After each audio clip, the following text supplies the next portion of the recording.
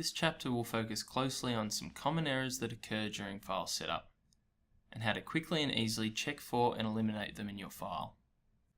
Probably the most common of all are overlapping and duplicate cut and etch lines. The reason this becomes an issue is because the laser cutter will read and cut or etch each one, only increasing the amount of cutting time for your job, and creates an inconsistent and undesirable finish to your project where cut and etch lines have passed through multiple times. Therefore, you can use the Select Duplicates command to identify any duplicate lines and delete them from your file to keep the cutting or etching consistent and the time to a minimum.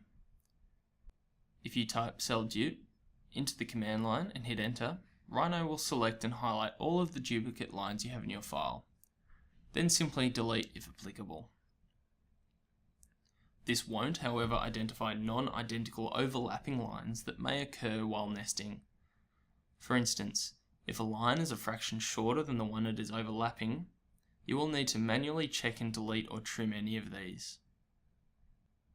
Alternatively, if you're unsure of where overlapping lines may be occurring, or you know there will likely be many, you can use the Make2D command to flatten and simplify your line work. As an example, select the line work within your sheets and type the command Make2D and hit enter. You will see the 2D drawing options window pop up. Within these options, make sure you have the current view and maintain source layers selected to ensure the line work you are generating keep their original cut and etch layer settings and they are projected flat to the XY plane. Finally, select the layer these newly generated lines will be placed under and click OK. The Make2D lines will appear at the origin, so ensure you have included the sheet outlines for a reference to easily renest.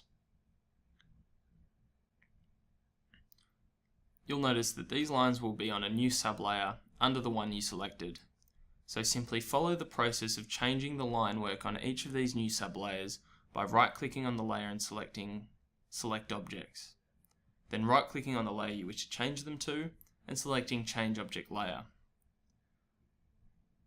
Once you have done this, you can delete the unused layers. Be sure that each time you have finished compiling your laser cut files ready for submission to the Fab Lab, that you spend a small amount of time following this process to check for duplicate and overlapping lines, as it will save cutting time and ensure you get the most consistent finish quality for your project.